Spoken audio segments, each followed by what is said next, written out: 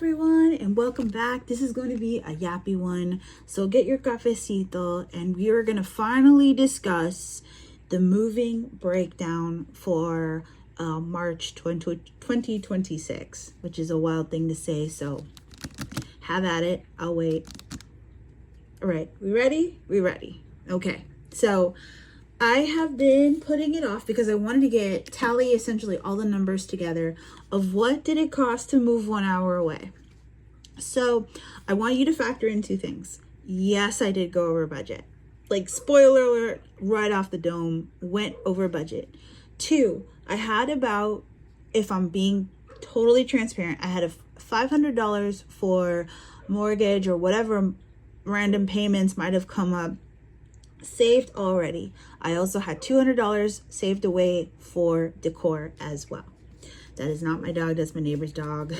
So anyhow, first things first, it was the U-Haul. The U-Haul I knew was going to be expensive. I had in my mind space about $500 total for moving.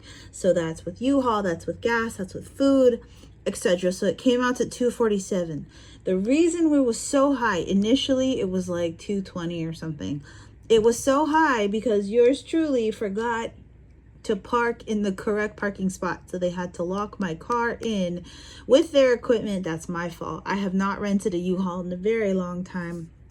So I had to pay, I think, like an extra $50 fee, which all things considered, fine. It just meant that I had the U-Haul overnight and I was able to just return it that morning. I was so tired. And I mean, I still am.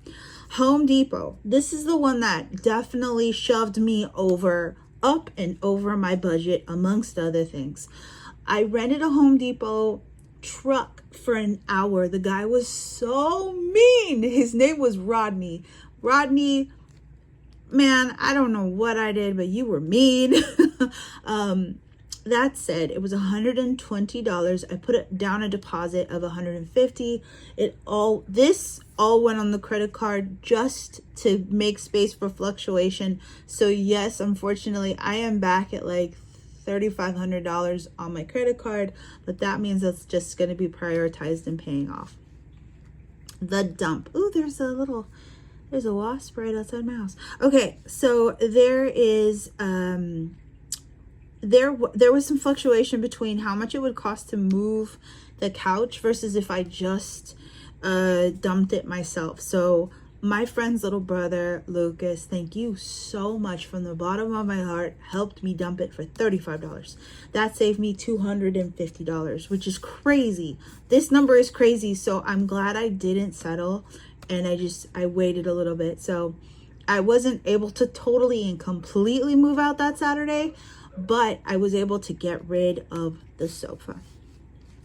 Gas is where, this is the most gas I have spent in a couple of years, in a month, if I'm being honest with you. If you're familiar with this channel, if you followed me for a while, you know at most I've probably spent like $80 or $100 total for the entire month of gas.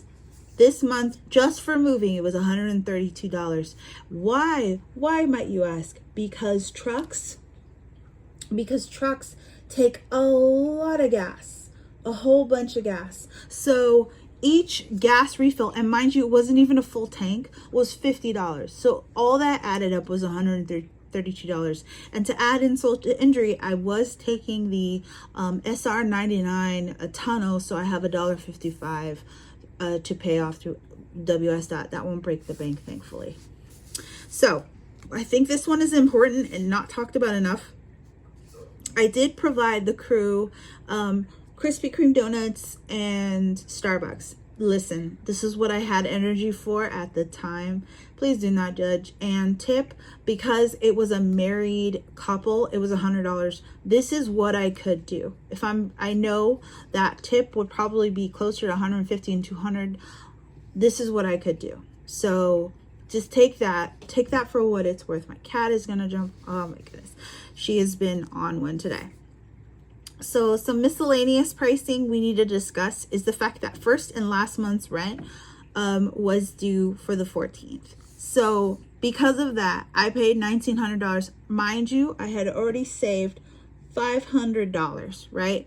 So I just had to come up with the $1,400, and thankfully he gave me a little bit of a leeway to pay that off. Girl, you gotta go. Okay, so that was Diana, by the way. All right, so that said, moving, the total cost was $673. Mind you, I had budgeted $500. That meant I was over $173. So, it is what it is. And also, I'm taking full accountability for this decor. I got a dresser, a chair, and the couch from Pottery Barn. Again, I've been saving. Could I have saved more? Yes, absolutely. But this is what was doable. I bought the couch, so my decor came out to $802.01. I am done for a while when it comes to decoration. So like there are two items I want next. One is the catio. That's a non-negotiable for me. I just have to save up a couple of paychecks. Boom, we got it. And two is a foldable desk. It's called the Roseberg, I think the Rosabera, something or another from IKEA. It's really cute. It would fit in my space really nicely. Yep. Okay, so the tiny house and the lot we'll discuss.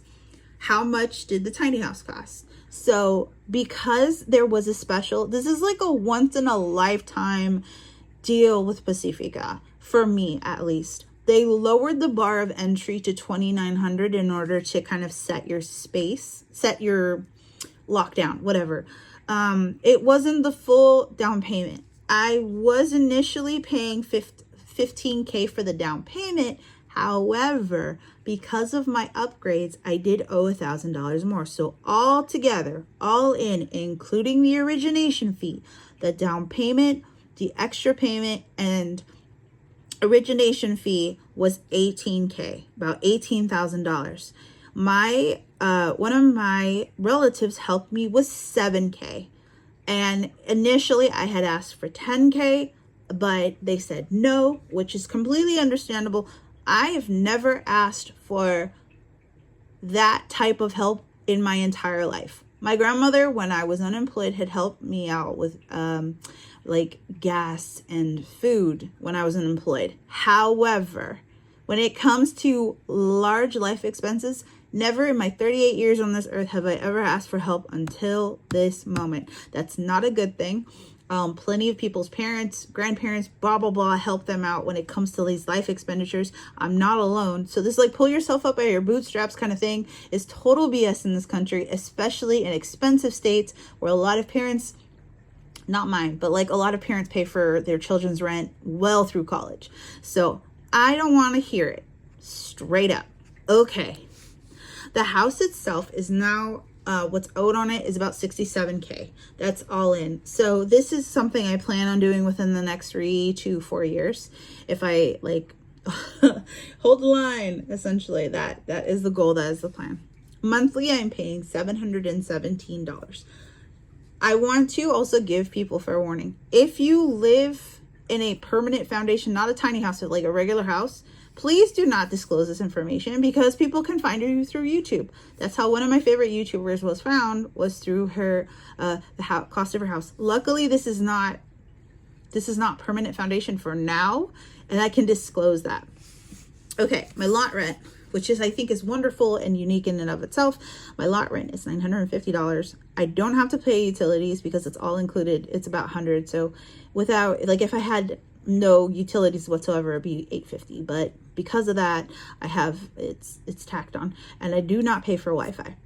There is Wi-Fi here. I'm gonna ask about a Wi-Fi enhancer because sometimes it can be kind of spotty, but this is a very transparent, open acknowledgement of like just how expensive it is. And mind you, I haven't moved in 7 years, so when I came from low-income housing to the apartment that I lived in prior, I rented a U-Haul for 1 day.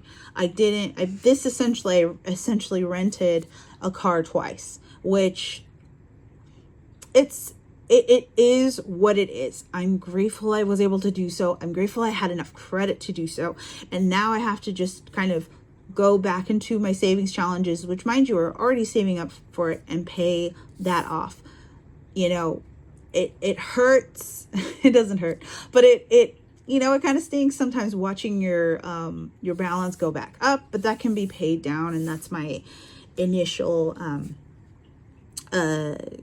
roadmap here, is being completely debt free, and at least student loan debt free by this year. So that is what I'm doing. My payment plan right now is savings challenges and throwing all extracurricular activities. I would love to paint a mural twice this year if that's possible.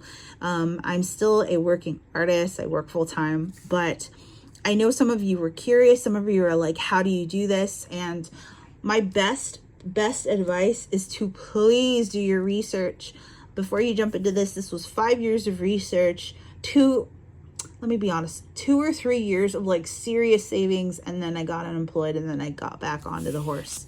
But what a beautiful thing. I don't regret a single moment of this. I'm so happy. And yes, moving was expensive, and that's why I don't do it often. But that was my breakdown. It's almost lunchtime, and I hope that you enjoyed this. If you are new to the Fergal fam, hola, don't forget to subscribe. I'd love to see what your goals are for this second quarter or for spring. For me, it means getting upright, resetting. I am getting some good sleep, but I look forward to seeing y'all in the next video. Adios.